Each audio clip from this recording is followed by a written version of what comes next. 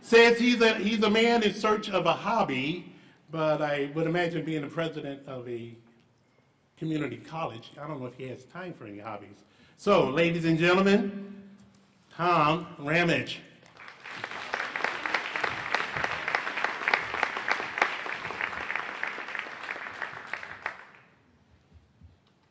Okay, the biggest paintball game imaginable, actually the world's largest paintball game, takes place every summer and of all places in Wyandotte, Oklahoma. Some 4,000 players are divided into two teams, and over the course of a week they shoot well over 1 million paintballs at each other. Sound like fun? We thought so too. When my son, Colin, he was 12 at the time, and I learned about this mother of all paintball games, we knew we had to do it. But in order to go all in, we needed the support and participation of the boss. That is my wife, Michelle. She's over there, and she had conditions. We had to guarantee her that not one of those 1 million paintballs would hit her, not even once. That was a tall order. A little more research revealed the existence of a specific class of paintballers. Part designer, part engineer, and more than a little bit crazy, they are the tankers. So we had our solution. The boss signed off. We were going to the big game, and it would be done in a paintball assault vehicle. Design work commenced. Rather than a lawnmower or go-kart, we chose to base our tank on this beauty, a 1990-something electric golf cart, well past its serviceable life, yet it met all three of our requirements. Number one, it ran. Number two, it was fast. And number three, most importantly, it was quiet. It was a stealth cart. Over the course of a few weekends, Colin, Home Depot, and I began construction of our masterpiece, complete with 3 seats, a driver, a side gunner, and a rotatable turret on top that we designed to unleash a minimum of 9 paintballs per second into 3 different directions simultaneously. The turret on top and the seat were fully padded and set on ball bearings, allowing a full 360-degree field of fire. Ammunition canisters were placed strategically, and a full loadout of 1,500 paintballs and 4 semi-automatic paintball guns completed the operation. 3 battery fans were added to keep the crew cool in the hot June Oklahoma sun, and a fire extinguisher was bolted to the bulkhead just in case. Flaps under the doors and the windshield in front allowed the gunner and side gunner to engage the enemy, and screens covered each and every window, ensuring that the boss would be protected from any and all return fire. The design of the camouflage pattern was Colin's contribution, named for exactly what it was, random blotches of brown, green, and black. Now you have to understand that in big games, tanks are pretty much unstoppable, unless somebody with a designated color of paintball can get close enough to bazooka one of those 4-inch square decals you see on all 4 sides of the tank. This is not an easy thing to do. So in preparation for the big one, we traveled all over the Midwest, modifying our design of our tank and playing in smaller games. And soon we learned that we needed one more component to complete our rig: a paintball support vehicle. So we acquired a 1985 vintage mini motorhome. It leaked, it smelled, the generator was intermittent, but it served a very, very, very important purpose, which was to ensure that the boss was not sleeping on the ground or forced to use a nasty outhouse. It even has a pool.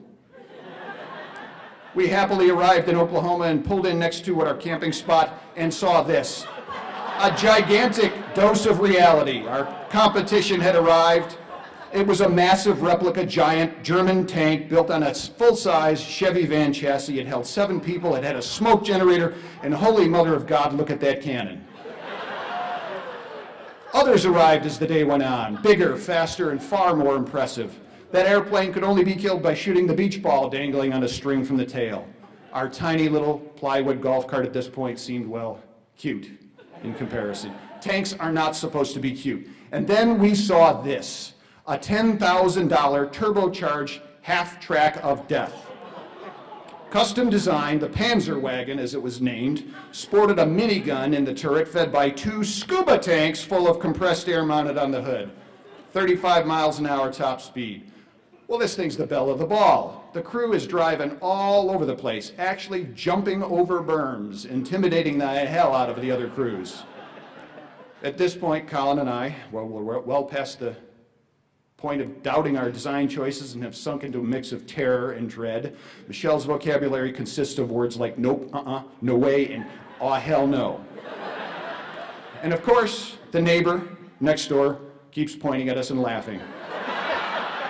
Again, hitting that tiny little red and white decal you see there between the flag and the flagpole is the only way to take out a tank.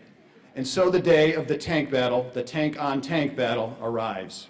The picture you'll see is taken from a local news helicopter covering the event and shows the tanks arranged in a circular battlefield.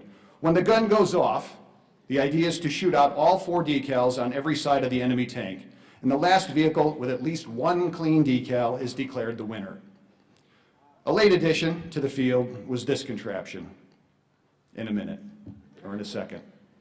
A turret on top, another in the back, and a paintball flamethrower sticking out of the windshield, as if paintballs weren't enough. This thing shot a high-pressure stream of liquid spray that covered everyone and everything that got close. We were seriously outgunned. So, long story short, when the gun went off, we dashed for the safety of a concrete wall and a thicket of trees, just outside the circle where all these other tanks were flying around. And quietly, as they passed us, looking in the other direction, our little tank shot out the front, the back, and the left side decals of at least 10 other tanks. Turns out Colin's a pretty good shot. So after about 15 minutes of this, there's only 2 tanks left. Guess which 2? You got it, the Panzer wagon and our cute little plywood golf cart. They tried to use their greater speed and mobility to flank us, but we kept our front end protected. An eternity of maneuvering and shooting, we finally shot out the Panzer wagon's last decal. And you can see the front end of our tank is clean, unlike my shirt. Of the approximately 25 different tanks taking part in our little homemade paintball assault vehicle was the last one standing. The big guys were so concentrated on taking each other out that with a little bit of stealth and an unorthodox strategy, our little family operation won the day. And I should add that nobody was happy about it but us. That official press photo shows the top finishers, and notice ours is sort of tucked off in the back there. That's fine. That's just fine. So in the end, Colin went off to college, the RV got sold, and the paintball tank was disassembled. But certainly our memories of those great times are very much intact. 1 year of absolute unmitigated fun we had as a family, traveling around the country in our broken down RV shooting paintballs. And by the way, during our year of extreme paintball, Michelle never got hit, not even once. Thank you.